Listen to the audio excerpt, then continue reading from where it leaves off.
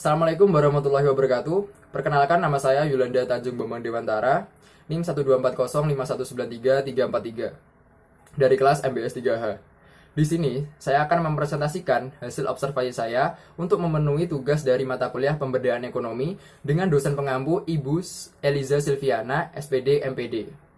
Baik, judul dari observasi saya kali ini yaitu UKM Kampung Oleh-oleh Khas Tulungagung ikut berpartisipasi dalam pemberdayaan masyarakat pedesaan. Langsung saja ke poin yang pertama, mengapa saya memilih UKM sebagai tujuan dari observasi saya? Karena seperti yang kita ketahui sendiri bahwa UKM saat ini sedang berkembang pesat dan dapat kita jumpai di mana-mana.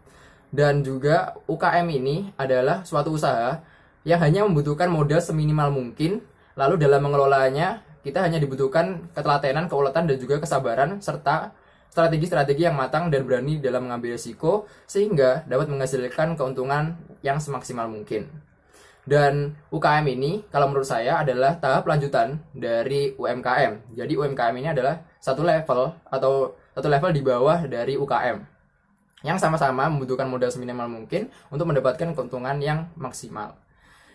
Lalu, kenapa saya memilih UKM sebagai tujuan dari observasi saya? Kebetulan saya memiliki seorang paman yang beliau juga bergerak di bidang UKM, yaitu Kampung Oleh-oleh Khas Tulungagung ini.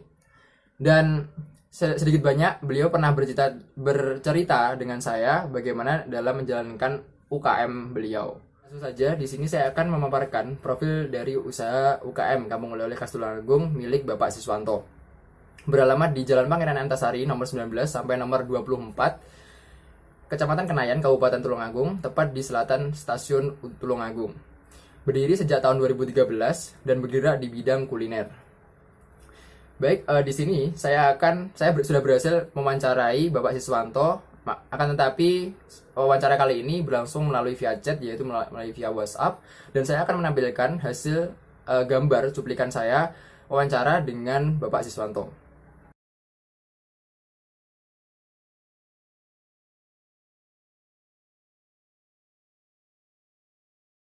Itu tadi adalah hasil wawancara saya dengan owner UKM Kampung Oleh-oleh Khas Tulungagung, yaitu Bapak Siswanto, melalui via chat. Dan dari hasil wawancara tersebut saya dapat mengambil beberapa kesimpulan yang saya dapat bahwa beliau dalam menjalankan usahanya seringkali mendapatkan hambatan dan juga tantangan yang dihadapi dalam menjalankan UKM. Dan dari sini dapat digarisbawahi berarti dalam menjalankan suatu kegiatan usaha UKM maupun UMKM tidak semudah apa yang kita bayangkan. Seperti yang dikemukakan atau yang diceritakan beliau tadi, dalam hambatan-hambatan yang sering dialami yaitu persaingan, ketersediaan produk, ketatatan produk, dan juga hambatan yang saat ini sama-sama kita alami yaitu pandemi COVID-19 yang belum kunjung usai.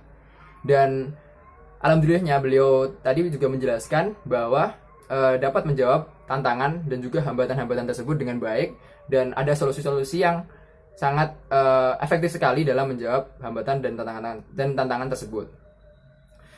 Lalu beliau juga sudah mengembangkan usahanya, dan saat ini beliau sudah mempunyai sekitar 15-an karyawan dan sudah memiliki cabang keduanya di daerah campur darat Kabupaten Tulungagung.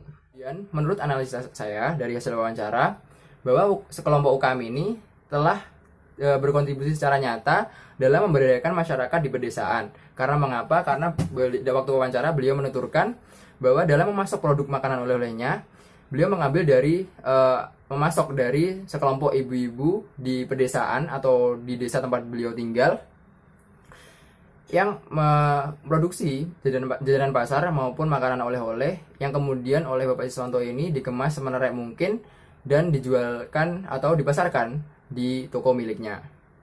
Jadi dari poin tersebut kita dapat menarik garis lurus bahwa beliau ini telah berkontribusi secara nyata dalam pemberdayaan ekonomi di masyarakat pedesaan.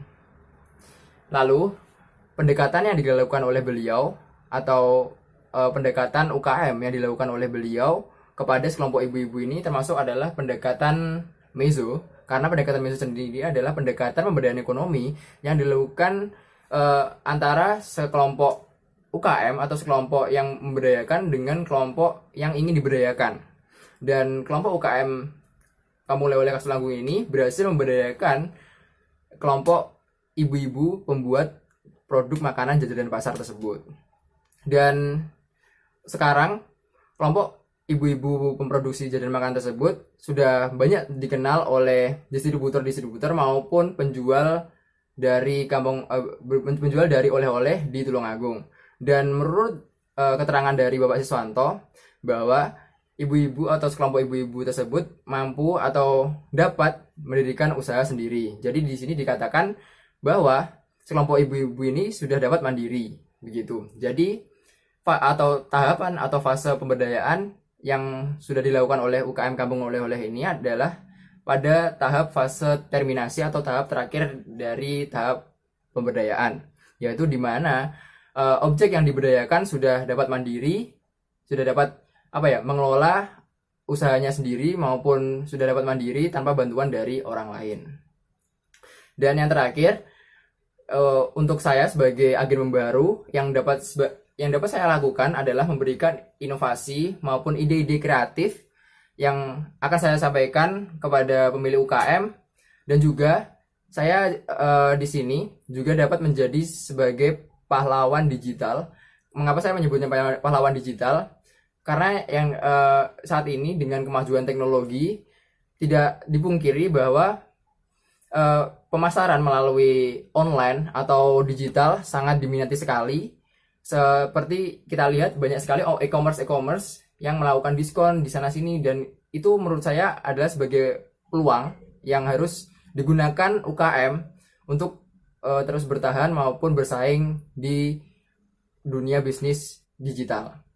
Sekian presentasi dari saya mengenai hasil observasi tentang UKM Kampung Oleh-oleh Khas Tulungagung, dan nanti saya akan menampilkan beberapa cuplikan foto dokumentasi tentang UKM Kampung Oleh-oleh Khas Tulungagung. Sekian dari saya, apabila ada kurang lebihnya mohon dimaafkan. Wassalamualaikum warahmatullahi wabarakatuh.